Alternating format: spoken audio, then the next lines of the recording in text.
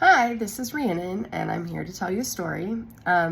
Forgive my voice. I am sick, but it's been a while, and I keep procrastinating, and I have a whole mess of stuff in the background because recently moved.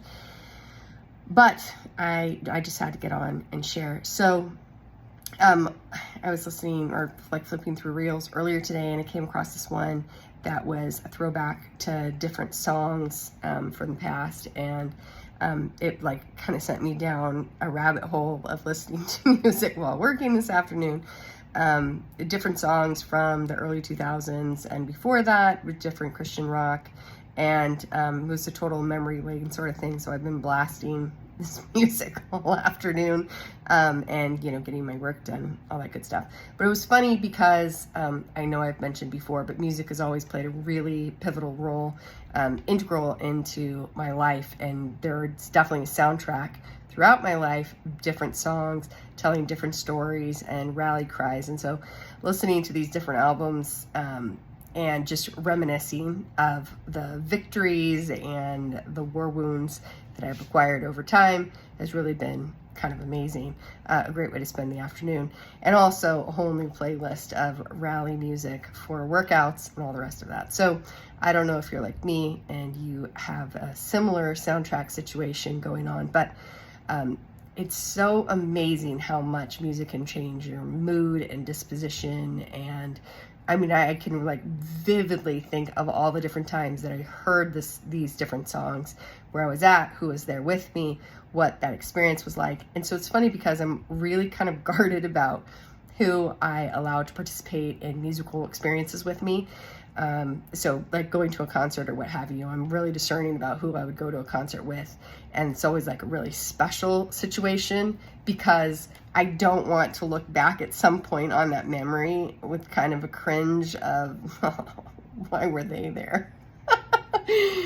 If you know, you know. But most of the time, as I'm listening to these songs, I'm just thinking about these various moments. This one, I was listening to the Super Chick album, that I haven't listened to forever. I have the album, but it's been a really long time since I've listened to it. And every one of the songs on the album is just like ridiculously awesome.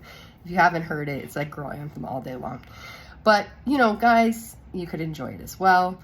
But for me, there was this one song I remember listening to.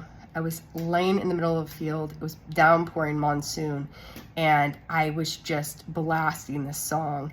And I was kind of like covering my phone so it didn't get damaged in the midst of this. But like this song was just literally the soundtrack to my life at that time. And that kind of connection that people can make with us through music, through lyrics, is just incredible. There are a lot of musicians that I really enjoy, but the ones that I really, really enjoy the most are the storytellers. And I love the stories that I can relate to, of course, but I appreciate anybody who's willing to be vulnerable and tell their story, kind of like you're reading their journal, if you will. And so, because, well, obviously I can kind of relate, because that's what a lot of what these videos are, me opening myself up quite vulnerably and sharing a story. Now, it's in everybody's best interest that I not sing it. Well, you can sing okay, but I'm definitely not hitting the billboards anytime soon. So it's really cool that people have that extra level of ability to connect, not just the story, but the music, and how that brings forth a connection and assurance and encouragement. So be encouraged. I know I have been this afternoon in spite of feeling just really dreadful.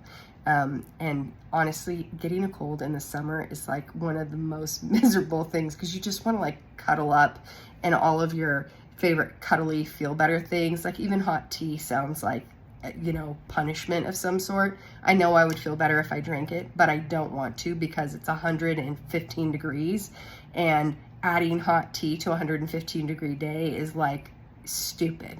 And popsicles aren't cutting it. And honestly, they don't even last long enough. They're melting so quickly. But I just want to be cuddled up under a blanket and feel crappy and watch movies. But I can't do any of those things because it's too flippin' hot for that. And, well, I'm an adult and I'm responsible and I have to work. So there's that too.